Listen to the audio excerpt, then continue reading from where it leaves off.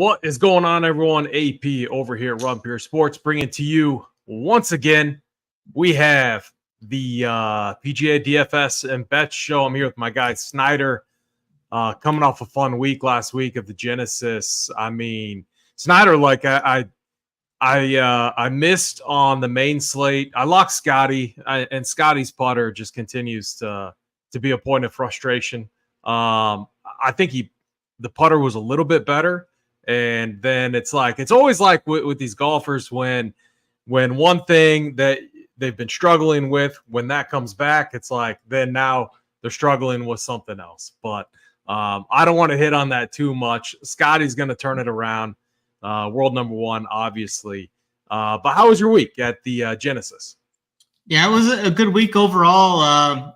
Was super heavy on Zalatoris. I had him to win at 60-1 too, so that would have been really nice if we could have got there. But I think 3 of my 4 top 20s came in. The Soldiers just absolutely printed last week. All 3 Soldiers finished inside the top 10, so that was great to see. So I just had a little too much JT and Scotty to really smash hard in DFS, but it was a good productive week all in all though. I ended up being exactly in line with the field on JT, and everyone knows I'm a JT guy. Anytime he plays with his guy Tiger, it's like he sucks. I don't have any stats to back that up. It's just the eye test type of thing. It's like he never gets it done when he's with Tiger, and he was chalk, absolutely busted. JT just, the JT crew, absolutely, including myself, absolutely in shambles, but. No, I went all in basically on Scotty, and it was an okay week for me. Actually, it was round 4 showdown that really salvaged kind of my week. I think we hit the nail on the head with that round 4 showdown show. We had Hideki, we talked about the Xander and Cantlay fades, and everything just kind of fit together flawlessly. If you played that core less your boy Bo Hostler, you basically had 3 golfers that were the stones in round 4 showing, and Big Haas, I mean, man, he struggled on round 4, but overall, in Straka, my guy. So my kind of thesis behind Sepp Straka was I wanted golfers last week that were going to hit and pound fairways, that were big off the tee, but would hit these fairways, and usually my guy Sepp Straka is reliable in that category. Usually he's a beast off the tee, just stripes it, hits fairways, fairway to tee to green, and he was not having it at all. So he'll bounce back. The Florida swing, we'll get back on Straka. We've had a lot of success with him in the Florida swing, but we are at the Mexico Open. It's a unique event. Usually we do a screen share. We're going to do a screen share, but usually we're screen sharing SaberSim. The Sims are not ready yet. I know I just talked to our SaberSim partners, and I believe they're running them this afternoon or later this afternoon. So I'm just going to we'll be screen sharing a few other things, just some free stuff from Data Golf as a visual, as a reference point for us to talk through. But Snyder, give us, as I bring that up and as we highlight a few things, talk to us about the golf course this week. Yeah, we head to Mexico here for the last event before the Florida swing begins. Vidanta Vallarta is a par 71 that measures 7,456 yards. Features 13 holes with water in play. Wide fairways here measure at around 41 yards on average, allowing golfers to just bomb away here, which is going to be needed at this longer track. It has shorter rough here too, so it's not going to be too penal here, only 2 inches long. And then the setup here is a little different. We're going to have 5 par 3s here, 4 par 5s, and then 9 par 4s. 2 of the par 5s are going to measure over 600 yards.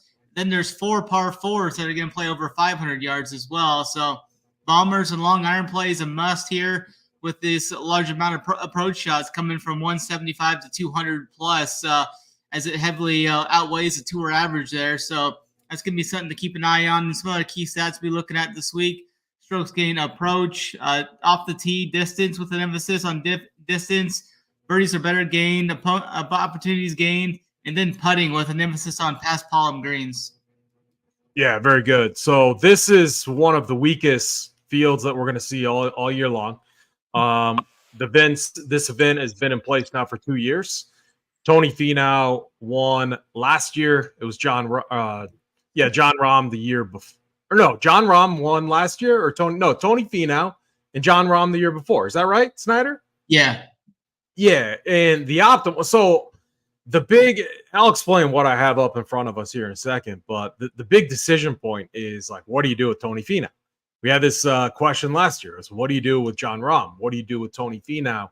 The odds to make cut, top 20, top 5, and overall win are absolutely insane. I mean, we're not going to see odds that look like this for, one golfer at an event any other time this year. So the question always in my mind becomes, do you just lock them and move on? And we're going to break that down. We're going to answer that question for all of you. Going over last year and looking at the player that won the flagship event, 200K up top, it was a John Rahm fade build. It was Tony Finau, Grillo, Brandon Wu, Steven Yeager, Akshay, and Austin Smotherland, who ended up being the key guy at 6,900 and 1.5% ownership. He T5. So that's going to be, I think, for us, Snyder, is like multi-entry players. That truly is like the question, because when I look at this, and what I'm looking at right now is just Data Golf, a free resource, free tool. Anyone can go out there and pull this up, look at it. Right now, they got Tony Finau 85% to make the cut, 56% roughly top 20, almost 8% odds to win. Absolutely insane. And so I wanted to highlight that because, after Finau, it drops off pretty quick. And so it's going to be the interesting discussion point that we talk about this week. I'm going to share a different tab from Data Golf. And again, I like this tab just because we always go tier by tier on the show. They have it broken up tier by tier. We don't have our, the sims and stuff ready yet. So we're going to share this. Let me switch that. All right, so let's hop in. So we have Tony Finau, 12K. And then, Thomas Dietrich down at 10. Well, we're going to talk about this 10K and up range. The interesting thing this week is we have golfers now that are 5K. So they lowered the floor price of these golfers. And so if you want to really get risky out there, you could fully punt with some absolute dust balls down in the 5K range to be able to maybe fit multiple golfers in. Because the question here becomes, if you lock in Finau, do you have to fade all of the other golfers in this range? So let's just say you lock Finau, or let's just say you plug in Tony Finau, and then you plug in a guy like Thomas Dietrich. You're left with 6.9K left per position or per golfer. It forces you to completely neglect like the upper 9K range if you go that route. So I do think it's an interesting discussion point. Snyder, let's kick it over to you. What are you doing with this 10K and up range? Yeah, looking at this top tier range, we got Finau at 12K. The odds are good for him. He's like right around 7-1, I think, to win this event. But you look at his ownership, it's going to be, I don't see any way that we see I don't see any way possible that Finau is under 35% owned here. So I think he's going to be closer to like 40%, I think, when everything is all said and done.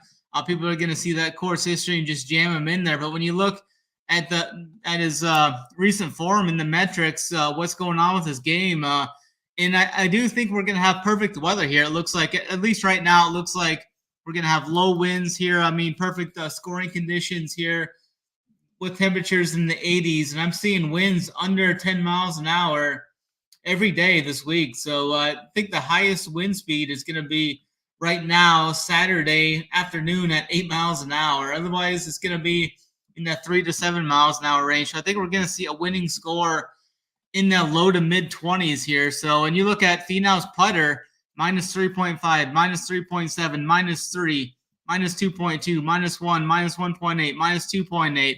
I don't think he's going to be able, if he's not putting that good, I don't see a way where he can get to like minus 25 under and win this. Can he top 10? Absolutely. Let me show you something real quick, Snyder. So this is just another thing that I love to look at free resource, so anyone can go out there and look at this with Data Golf. I looked at the same stuff. So at this track, I prioritize a couple things. One, bombers. We have wide fairways, some of the widest that they're going to see. These guys can grip it, rip it, and then I want to see solid approach play. And I stop you just because I had the same battle inside my own head with Tony Finau. And so I dove in, I looked at it, got into the weeds, and really started looking at it. The putter has been the biggest issue here. But on these past palm greens, right? Bad putter. It's like these greens on tour, when you look at it, and when you look at our guy Andy Lack's article, he highlights the fact that these greens are easy. They're easy to putt on. And when you go down here and you look at Tony Finau's struggles with his putters, the last time he gained significant strokes putting, and we'll call one stroke pretty significant relative to the field, he won. And where was that at? It was here, the Mexico Open. All rounds right there in the 60s. And so I'm willing to overlook. So basically what I'm saying, Snyder, is I'm willing to overlook his short-term, or I guess longer-term putting woes here for the fact that he's going to absolutely bomb it here. This course sets up so good for him. I think the approach play looks really good. Looks very similar to the setup that we saw last year. So I'm willing to overlook a little bit of the putting woes just because I think talent, the cream is going to rise to the top here, and that is definitely Tony Finau. But keep going, unless you have some additional thoughts kind of on that as well and on these green surfaces. No, that's fine. If he wins, I probably am not going to do well this week, though, because I think I'm going to get off him. Full fade of Finau, Snyder? Yeah, I think Hogard's just as good as Finau. And you look at them 1v1, I mean, Hogard's going to be 25-30% owned as well. I think those are the two spots that everybody's going to. And Finau, right now in the betting markets, Finau's only a minus 150 edge against him. And you salary adjusted, I think that's pretty much even money. I think when you take salary in the cap in that with that, so we're getting a $1,300 savings from Hogard to Finau, and he's only plus 125. I think if you figure in that salary plus the odds, I think it's closer to even money. And I'm just gonna ride with Hogard at half the ownership, or maybe half the ownership, or somewhere around there, maybe a third the ownership. So I'm just gonna roll there. I mean, we've seen Hogard, he won 6 weeks ago. He's had a couple of top 2 finishes on the World Tour as well, the DP World Tour, and Finau just really hasn't shown that upside since a year ago. I mean, could he get on this track? Yeah, and just light it up like he has the last 2 years? Definitely possible. I think I'm going to go with Hogard. He played here last year too, didn't do as good, but he's definitely transited into a much better golfer over the last year. So I'm going to ride with Hogard. I'm going to fade Grillo at 11-1. I can't pay that type of price tag for him. I don't think he's any better than these 9K guys, to be honest with you. So off Grillo, probably off Finau. I mean, Finau's a cash play. If you're playing cash games, just put in Finau for sure. I'm off him. And then I think I would rather play Olsen over Dietrich if that was a 1v1 there. It looks like they're going to be relatively close to the same ownership, within 5% maybe, both in that 10 to 15% range. Olsen's just coming off of a win overseas. He's been crushing the DP World Tour there as well. He's got 5 top 10s in his last 7 starts over on the DP. So Olsen's rolling in with some good mojo. So I like Olsen and Hogard are my top 2 options in this 10K range. Yeah, very good. I'm really torn. I'm leaning towards so a few things go on in my head. I'm leaning towards locking Finau. You make a good point, and I do think that you could potentially make Finau Thomas Dietrich build type of build work. I do think it is tough though. You got to have a lot of confidence in your punt play, and there are a few that have kind of caught my eye, but it does feel maybe a little too thin. So something I'm going to debate. The other route is, getting him in at like that 70% range. I think I would be fine with that. And then maybe like Grillo, I'm fine with that fade. 11-1. price in relation to everyone else in this range. Honestly, I would just rather have Thomas Dietrich.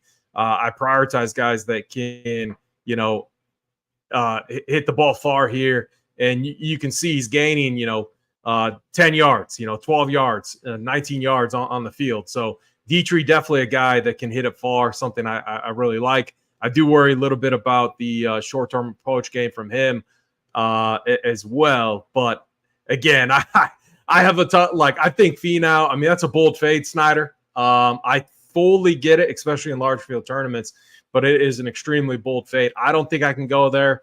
So yeah, for me up top in this top tier range, the main consideration is, do I lock Finau and move on, or do I get him in that 70% range? Something that I'm going to definitely toy around with. I want to see what the sims look like too once SaberSim has the contest sims all ready to go.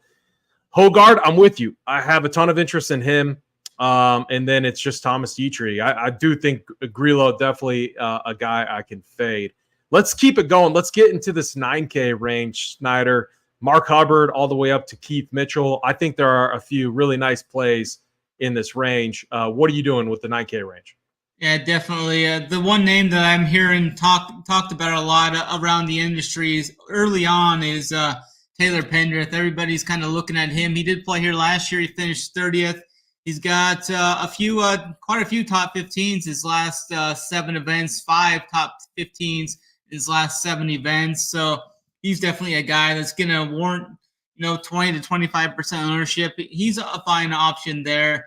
You could even start teams here in this 9K range. I think you could play a team with like Jaeger, Pendrith, and like our guy Rio's down there. Rio's at 9,200. He was a soldier a few weeks ago. He finished 11th 3 weeks ago. I think he's right back in the mix here. He was the last alternate, like last alternate in his last event where he didn't miss the cut, but he was like a super late addition. So maybe that had a little bit to do with it. He's been playing great. Besides that, I mean, he was crushing it on the other tours. So I think Rio is right there. Mark Hubbard is also always a guy I like to play. He's got pretty good course history here. 51st in his first trip, top 20 last year. 9K is a good price tag for him in this range. Was top 5 a couple weeks ago as well. So I think Mark Hubbard is a guy I'll be looking at. And then Ryan Fox is the guy. He can bomb it off the tee. He's averaging over 300 yards off the tee. He's got some upside. And then EVR, Eric Van Roon, your lineups. He missed the cut in his last trip out, but played here last year, was 33rd. I don't know if I'll go there. I think I'd rather play like a Patrick Rogers or a Taylor Pendrith than him. Pendrith is good off the tee distance-wise. And then Jaeger, too. I think Jaeger's fine. I mean, a lot of these guys, if you want to mix in these guys, I mean, you can make a case for all these guys. But I think they're all within, baseline 0.2 strokes of each other. So they're really close. Keith Mitchell can definitely get hot. He was top 20 last week. Jaeger was in the top 5 2 weeks ago. Jaeger's got 2 top 20s here as well. And then Patrick Rogers has 2 top 10s here. Hasn't played that good in his last couple of events, but he's definitely got the upside in the length off the tee as well. Yeah, very good. The Taylor Pendrith, so I brought his stat profile up, and man, really impressive. You hit the nail on the head there. I mean, T9, T10 out in Hawaii.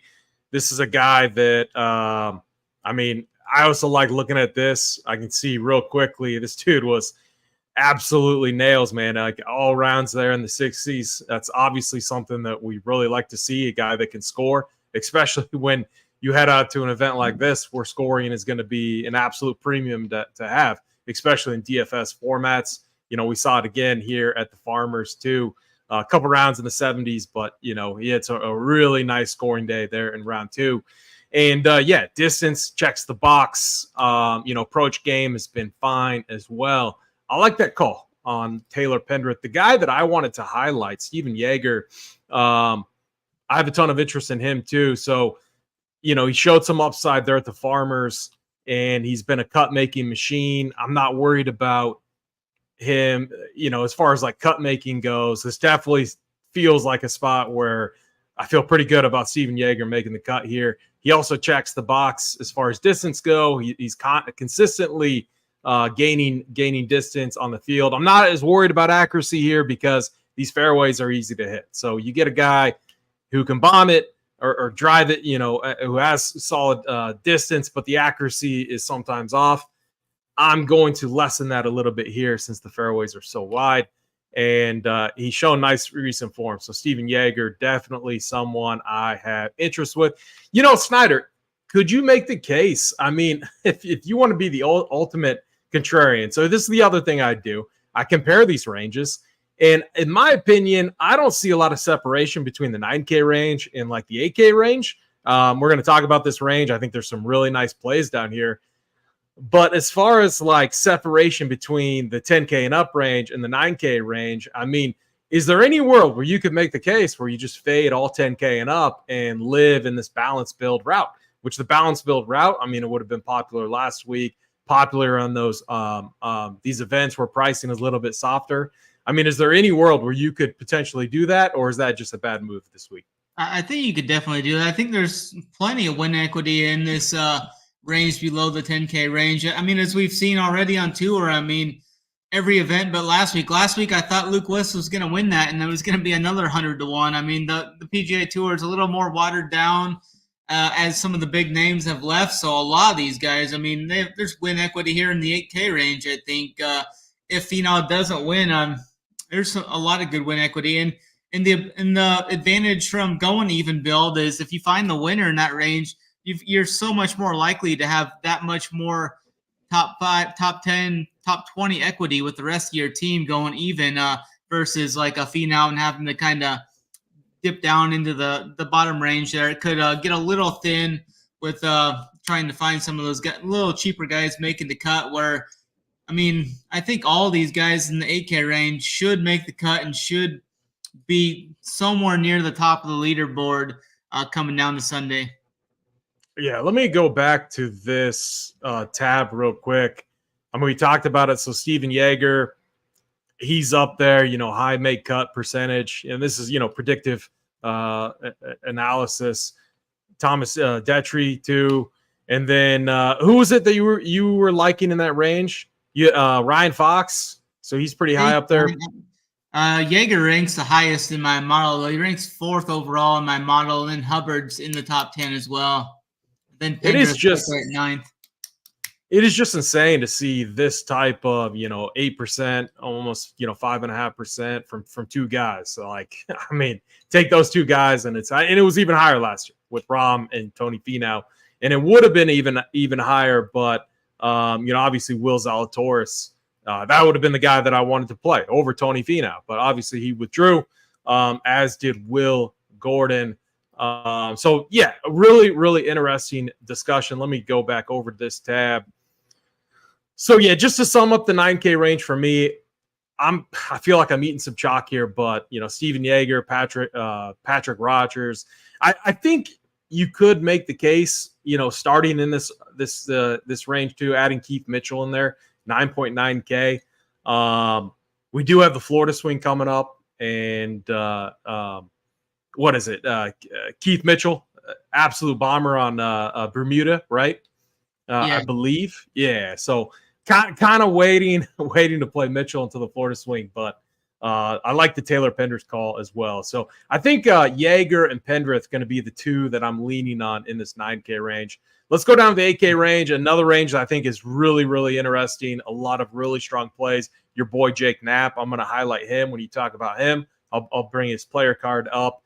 And Cameron Champ, a very, very good discussion point as well. What are you doing with the 8K range?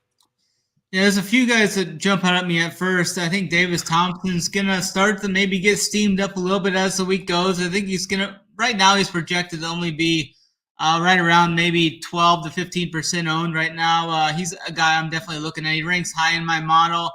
He's really good, birdie or better guy as well. His distance off the tee is fine. It's right around 298, I think. So he's fine. He's a good long iron player as well, which is something I'm really looking at this week.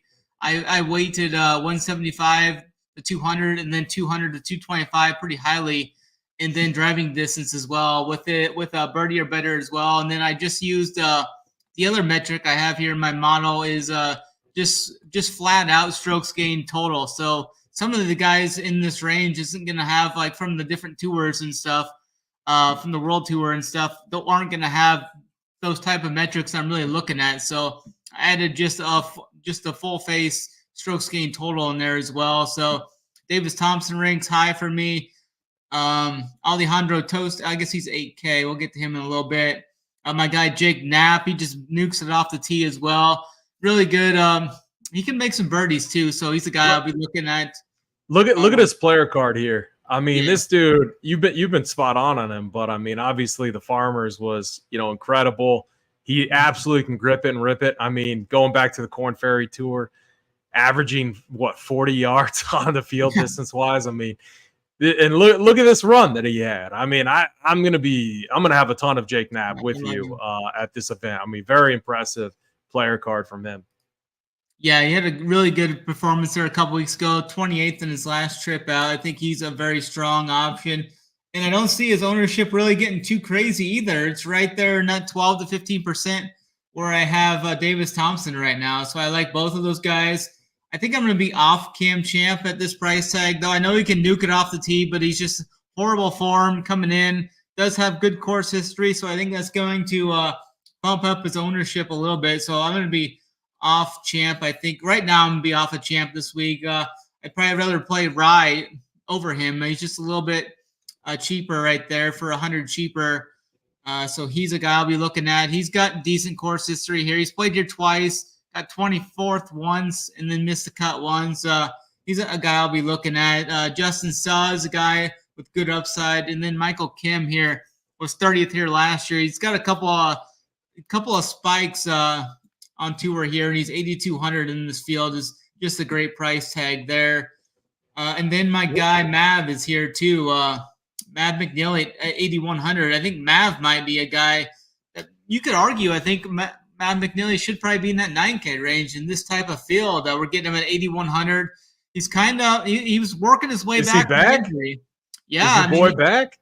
He was top 10 He was top 10 in his last start. He's been kind of working the kinks out the last few weeks, and then kind of popped a couple in his last event. He got 6, so he played here once last year, made the cut. Just didn't really do much, but I think he's finally kind of healthy. Kind of like we saw from Zalatoris last week. What was his injury again? And do you remember when it happened? I'm not 100% sure. I have to Google that. I would too. I don't follow Mav as close. I figured you might know, just he's your boy. Yeah. So, but I know that I know that the struggles there. I mean, we're heavily tied to the injury that he was overcoming. So yeah, I think Doug Gim will get a ton of ownership too with his recent form. I think I may be off of Doug Gim at that price tag. If he's going to see an elevated ownership, I'd rather play some of the guys around him. So let me make the case for Cam Champ here, because this is something that we do. It seems like once or twice a year, or at least I do. At least I do. Cameron Champ he has the 3 courses each year where I consider him at. It's always like the Detroit Open or like the Rocket Mortgage Classic. Any of these tracks where you can just bomb it away and it fits Cameron Champ. And if we look at his stat profile here, which I have up, I'm gonna argue why I'll be playing him this week. Rips it with the driver. We all know that. We all know Cameron Champ can absolutely rip it. Struggles with putting and the approach play, which was a little better at the Phoenix Open, a little better. But I am putting a premium on distance and strokes gained off the tee this week. And at the Mexico Open, again, he wasn't crazy putting or anything like that. But these greens, I'm willing to overlook the fact that someone is a bad putter if they check those other boxes. That is, can you grip it and rip it, and can you bomb it? And he absolutely can. And I thought he did great. The thing about it too, where you're finding if you can bomb it and find these fairways, which you can, it really is going to make things easier with your approach play too. So I'm back on Cameron Champ at the Mexico Open. It's like, look at it. Like, his form was terrible coming into this event too. It just didn't matter. Like, it didn't matter. It's just the perfect course fit for him. And that's where I'm playing. I know he's going to be a little bit overowned because people just see how he played here last year, but I'm not basing it just on that. It's more of, this is like the perfect, in my opinion, one of the perfect courses, for him. It's why too, I consider him at the Masters, and he's had success at the Masters too, because wider fairways, he can absolutely bomb it. And that's what we've seen from him, even though he's like in shambles. You get like a Target Golf type of place, any Pete Dye type of tracks. You're never considering a guy like Cameron Champ, but I'm going to be back on him here. And every round there in the 60s too, obviously that's exactly what we want to see. So I'll be back on Cam Champ this week. As far as others in this range, Jake Knapp, I'm 100% with you on him. Charlie Hoffman, I'm not chasing this guy. Maybe he'll beat me again, but I'm not going to go chasing him. Man, we're paying a premium now for Charlie Hoffman. I can't do it. I'm torn on I really want to pick and choose golfers in this range, because with my strategy, let's just say I lock in, or I'm very overweight Tony Finau, I'm going to have to gamble down in kind of the value range.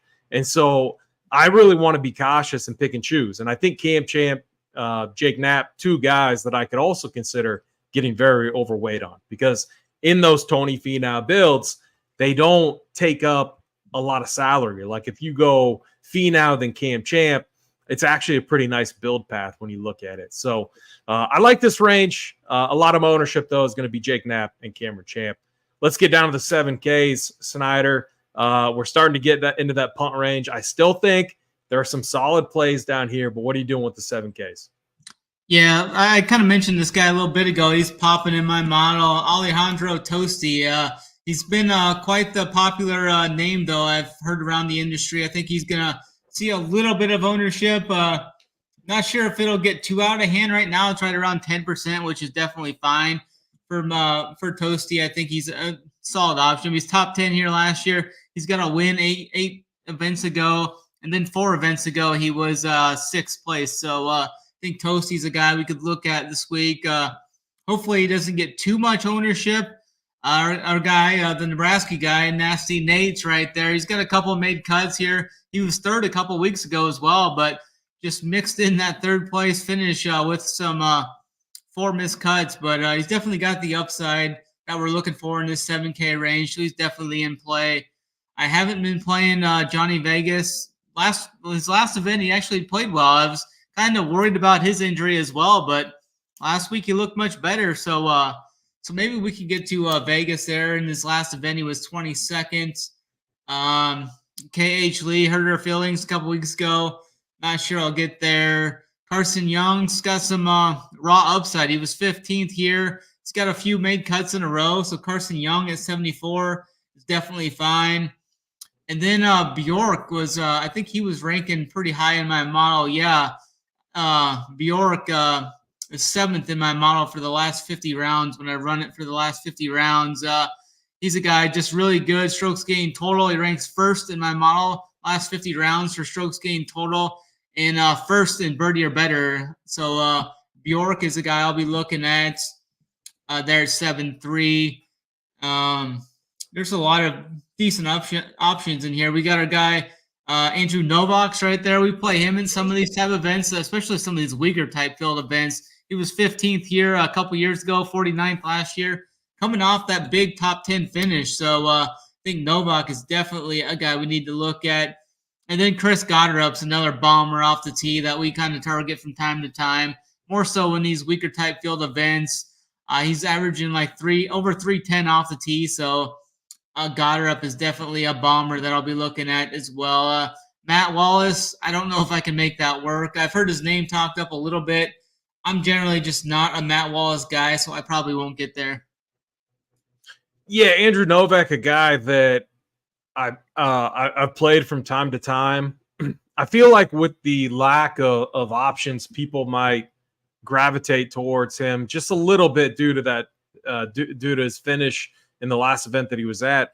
Anytime this guy gets a top 10, though, it seems like he struggles the next time he tees it up. So that would be my reservation with him. I'm not going to sit here and say that I'm fading Andrew Novak, but that would definitely be my reservation. The guy I want to highlight, you talked about, Johnny Vegas. I like him here. It's again, this is we know Vegas can absolutely rip it. The dude can, as far as like driving distance goes, he can hang with the big boys. And I just think this is a course that really, really fits his game. I like what I saw with the approach game. He gained strokes on approach last week as well. So a few weeks ago, Phoenix Open, T22. So I think this is a great event for him. These guys that you got to take advantage of these events where the fields are really weak. A guy like Jonathan Vegas definitely needs to take advantage here. He needs to score well and he needs to finish well. As far as the season goes, because these events aren't going to get any easier. The fields are not going to get any easier. So when I can get a guy like Vegas and I can get a track that just fits his game, he's just another one that I'm going to be very overweight on, especially at 7,600. The other guy that I wanted to highlight that you mentioned too is, Chris Gotterup, just another guy that can absolutely bomb it. And this is why I like the sheet too. Looking at this golfer's profile, absolutely rips it, averaging, well over 20 yards driving distance relative to the field. It's the accuracy that kills him. Again, not concerned about that this week. I'm willing to overlook guys that are a little bit wild off the tee because of how wide these fairways are. So Chris Gotterup, definitely one of these value plays that I have some interest in. Scott Stallings is another one that I have some interest in as well. 7,300, I think, is a very fair price tag for him. The Nasty Nates, the Chesson Hadleys, as far as ball striking and scoring goes, I'm fine mixing them in. I don't think I'm going to make either of them a priority. And then I do like Alejandro Tosti, like you mentioned, was awesome here last year. Let me just pull up his where was it? Wasn't he inside the top 10? Yeah, here we go. Yeah. T10 last year, 3 rounds in the 60s, finished with a 64. Alejandro Tosti, definitely someone that we can get on and play.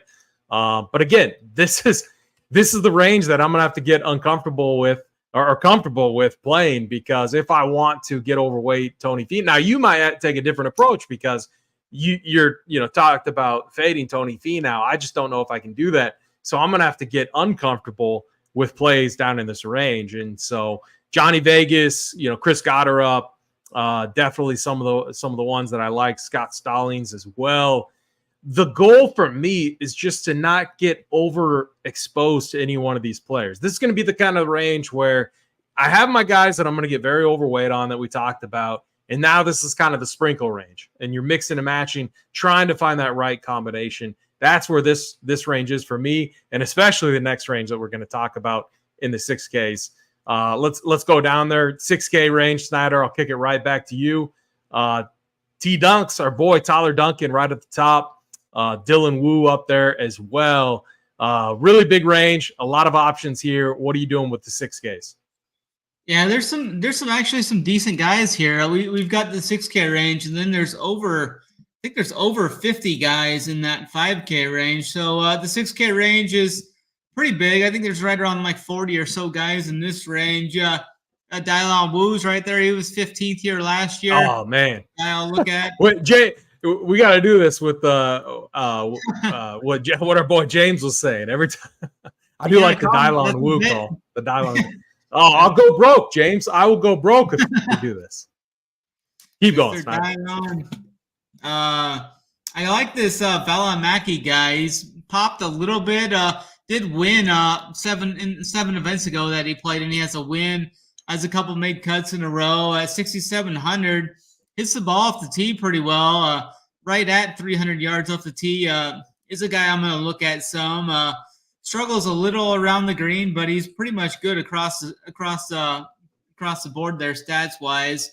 And Jacob Bridgman is another guy I've been kind of watching. A guy off of the Korn Ferry Tour. He's a guy I have some interest in at 6,600. I think I've seen a matchup with him. Jacob Bridgman? Yeah. You always got these Corn Ferry guys dialed. That's where I have no idea who they are. I mean, yeah, look, like he's shown upside. I can get on board. Yeah, I like him quite a bit here. That Valimaki is a minus 130 favorite over Aaron Badley. Looking at the matchups there for him. I like some Joe Highsmith there as well. Another guy that most people probably won't know. I'm going to have a little bit of him mixed in as well. I think I've seen a matchup with him. He's matched up with Parker Cody, or Cody, however you say that last name. Vincent Whaley's got some upside. I'll look at him. Ben Coles, this guy we played and on the fall swing there in those weaker type field events. I think Ben Coles made the cut here in his only start here. I think he's a guy I'll be looking at in this event. He can make some birdies. Ben Coles is a guy. Just checking some other guys here. My model that popped in the 6K range. Matty Schmidt, Jacob Bridgman's 13th overall in my model, so that's makes me like him even more a little bit. Potential soldier, maybe. Potential soldier for sure. Mr. Bridgman, really good with the long iron play. He's 10th in 175 to 200 in that proximity bucket, so that's strong. Parker Cootie, Ben Coles is up there, like I said. So yeah, I think my top option are going to be Bridgman, Ben Coles, and we got a Patton Kazire there too. I mean, he shows some upside in some events like this. And then I did gloss over Joseph Bramlett. The dude can nuke it off the tee. Was top 10 here last year. So I think Joseph Bramlett is like a really solid. He's kind of like a boom bust play, kind of like your Cameron Champ call there. I think those two are kind of similar plays. Yeah, I have Bramlett, so this is his player card up. I have him as kind of one of those guys, again, that I'm going to sprinkle in. He checks the boxes when it comes to driving distance. It's can he put the other areas of his game, kind of can he put it all together? Again, easy track. This is the place to do it. Pound the ball, get it out there deep into the fairway, and hopefully your short irons come to play. And, Bramlett, another guy that I'm fine sprinkling in. I'm with you on Parker Cootie. I believe 6,500. I like what I'm seeing here. Really good with the driver. And we've seen really strong approach play over the last couple of weeks. I believe he's also, let me pull this up. I swear at the Amex, he missed on the number. Yeah. So, I mean, he was right there. He was good, obviously, at the Farmers. And then at the Sony Open, too, he made the cut. But again, didn't perform too well. But he showed up a lot of upside there on the Corn Ferry Tour. So this is, in my opinion, going to be a track that he should be able to that should fit him really well, at least from a stats perspective, when you look at what he does with the driver. So Parker definitely going to be a guy that I am on. And let me go. I had a few others highlighted. One of them was, Jorge Campillo, I believe is how you say his name. I believe he's making his debut, PGA Tour debut here. So, and he's coming off a fifth place finish there on the Euro Tour. So I have a little interest in him. He's just one of those flyer type of plays, momentum going in the right direction. And again, I'm looking for punt plays. I'm looking for value to free up my Tony Finau, my Tony Finau builds, because he's 12K. I'm going to need that value to make that work. So I think, though, I pulled up my allocation from last year, and I played Garrick Higgo at a very high clip last year, and he sucked. He was cheeks, man. He was ass cheeks. He was terrible. And I played him because he can bomb it, but man, the iron play was just absolutely horrendous. I believe he missed cut here, and you can see it again. He checks those boxes that I'm looking for, but he definitely didn't get it done. And again, he missed the cut here, so he really struggled. And again, these guys that I'm talking about, I'm not locking them in. Not all of them are going to do very well. They just have the stat profile that I'm looking at to where I think this course fits them. And so that's the angle that I am essentially playing. But of course, Snyder, I'm going to be mixing in your soldiers just because they've been on absolute fire. One thing I haven't done for everyone is I haven't asked, hit the like button. Hit the like button. Hit the subscribe button. It helps us out a lot here over at Run Pure Sports to be able to bring this content to you for free each and every week. So no NBA right now, but we have shows. We have the RPS Hat Trick show coming on after this show. We'll be done, and then it'll be our guy Wiley and Saul Goodman will be on that show. And then we have a college basketball show, premium only with our boy Steve Boynton. No one does it better in the college basketball streets than our guy Stevie Boynton. So make sure to stay tuned. Check out those shows if you're in the NHL streets tonight, and if you're in the college basketball streets tonight as well. Snyder, let's get down. Let's go to this 5K range. Let's wrap this thing up. Again, a new thing here. It allows you to, this could be trouble too. Like you could absolutely be dust if you lock in Finau and if you lock in another stud, and then it forces you to play guys down in this range. And if they end up sucking, which a lot of them are going to end up sucking, you're going to be in a really tough spot this week. So what are you doing down here in the 5K range? Are you fading it, or is there anyone down here that you think is viable to play? I'm going to try not to play many of these guys. There are some absolute dust balls down here. Some of these guys I've never even heard of before. But I think there's a couple guys that we can find down here. Just looking through a little bit. Our guy Peter Malinetti's at 5,900. We played him in some of these weaker type field events. Doesn't have the best course history leading in. Was 15th a couple weeks ago and finished 15th in one of his trips here before. So he has some course history here. A little tiny bit of recent form heading in, but he's a guy I'll look at. Troy Merritt always has some good birdie upside. MJ Defoe has some good birdie upside. We saw it a couple times last year. He's long off the tee. He can bomb it off the tee. Tom Whitney is a guy I'm kind of looking at. Yeah. Tom Whitney's a guy I'm looking at, though. He's a guy off the Corn Ferry Tour that's caught my eye coming in into this year. Had quite a few top tens on the Corn Ferry Tour. There was kind of like a boom bust golfer there. So he'd either miss the cut or he was either top 10. So he's boom bust guy. He was missed the cut at the MX, but then he finished top 15 at the Farmers. So I like the upside that Tom Whitney's bringing here in this type of a field at 5.7K. He's a guy I'll be looking at. Tyson Alexander's got good birdie upside. Nicholas Ekavarana is a guy that made some cuts there during the fall swing. I don't know how to pronounce that dude's name, but he was making cuts during the fall swing, made the cut here last year. Didn't finish well, but at least was made the cut at 5.5K. And then there's one guy down here, a couple guys down here I was looking at. Scott Piercy at 5.3K. He generally plays well at some of these weaker type field events. He's been top 40 in both of his trips here. Has missed the last three cuts, but he was right in that 25 to 40 range for 4 straight events. So I think Scott Piercy at 5.3, there's some solid upside there. Scott Gutschewski is a Nebraska guy at 5.2, and then Ben Taylor at 5.1K. Has horrible recent form entering, but was top 10 here last year for 5.1K. But I really don't want to try and force many of these guys in if I don't have to. Yeah.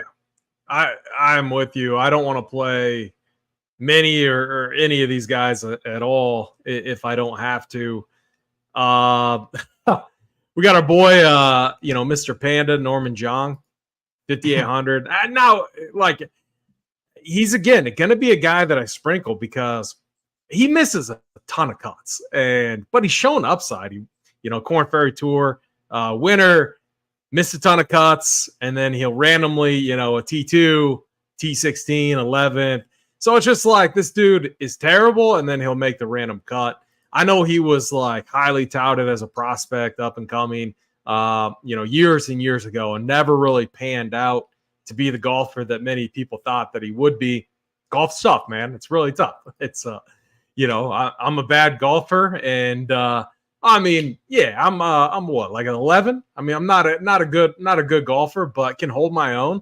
But to get to this level, just insane. Like we've golfed with a lot of really good golfers, scratch golfers, and they're just still miles away from these guys. Yeah. It's a tough game.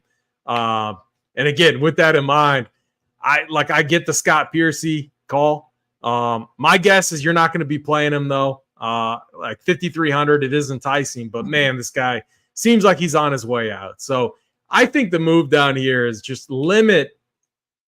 Like I might sprinkle a few of these guys in, maybe like David Lipsky, like some of these guys that have over the last year have shown me something, just a little bit of something. Peter Monetti as well, I'd throw him in there. I might sprinkle them in. Outside of that, like CT Pan as well. I'm just not going like Callum Tarrant. Maybe another one. I want to avoid this range though as much as possible, even though I listed off like 5 guys there at the end. So even though it fits up what I'm trying to do, I still want to limit golfers in this range overall. Snyder, let's finish the show up since we got the hockey guys coming on here in a little bit. Are there any let's get to the winners unless you have any matchups that you want to talk about. There was one matchup I seen that kind of caught my eye just because he was such a big favorite. Sam Stevens is minus 157 versus Alexander Bjork. That kind of caught my eye just because it was one of the biggest favorites on the board. Not seeing anything else really too big. Bobby Mack is minus 140 against Ryan Palmer. That's a pretty big edge there for him. Our guy Rio is minus 140 against Mackenzie Hughes, so that makes me like Rio even more with him in that 9K range. And then Davis Thompson, as I'm looking at Thompson and Hubbard, I like both of those guys. And Thompson's minus 127 against Hubbard right now, so it'll be interesting to kind of keep an eye on these, see where the numbers move. There's some money coming in on Ryan Fox, a little bit coming in on Ryan Fox early against Jake Knapp. He's minus 120 and Jake Knapp's plus 100. So that's interesting. And then Knapp's plus 106 against EVR. And then Patrick Rogers is actually minus 120 against Taylor Pendrith. So maybe that's the leverage you want there. I know Taylor Pendrith is going to be pretty popular, and he's an underdog to both Rogers and he's Keith Mitchell's minus 132 against Taylor Pendrith as well. All right, very good. Let's get to our winners, Snyder. Let's pick who we think's going to win, and then give. I think these type of events, it's good to take a little get some really really long shots in there too. I mean, it's a weak field, a lot of variance, crazy stuff happens. You might as well embrace it and create a card that has a lot of upside. So. Give me who you think is going to win, and then a longer shot this week that you're going to put some money down on. I'm going to go with Jake Knapp as my winner at 40-1 odds. So I'm going to go Knapp there. And then let me scroll down a little bit and find a guy that's down here quite a bit. Let's go with Jacob Bridgman. He's anywhere from 90-1 to 125-1. Let's go Jake Bridgman. I like it. It does get tougher down there. I wish, and I have to go and shop around. There's potentially better odds out there. But again, at these type of events, I'm always going to throw a little bit down on Cameron Champ. It just seems like he always wins one random event every other year or so, and it seemed like he's due to do that. So Cam Champ, 50-1. There might be better odds out there. I just have DraftKings Sportsbook up right now. Cam Champ, one-shot win over Tony Finau is my prediction there, but I do like Cam Champ. As far as like a longer shot, I wish I got better odds on Johnny Vegas, 55-1. I'm going to just pound him, I think, in the DFS streets for sure. A longer shot, I got to go Scott Stallings, 90-1. I'm going to go check the odds too to see if we can get some better odds too. But I just think that weak field, the guy can pound it. He hit his driver far. This is the perfect event for him just to get something going. So I'm going to have a little bit of money there on Scott Stallings. Snyder, any final thoughts this week? I think we pretty much covered it, but I'm going to have a much deeper dive in the playbook, and we'll have all that stuff up later today. The playbook will be up. The cash chart will be up. Round 1 showdown will be up tomorrow. The soldiers will be out tomorrow as well. So stay tuned for all that. We're gonna keep everything rolling here as we get through this event, and then we get a couple big events in a row with the API and the players coming up. Yeah, very good. The Strokes Gain show was recorded yesterday with Wiley and our guy Andy Lack. His article is up. He has his other premium article that typically drops tomorrow.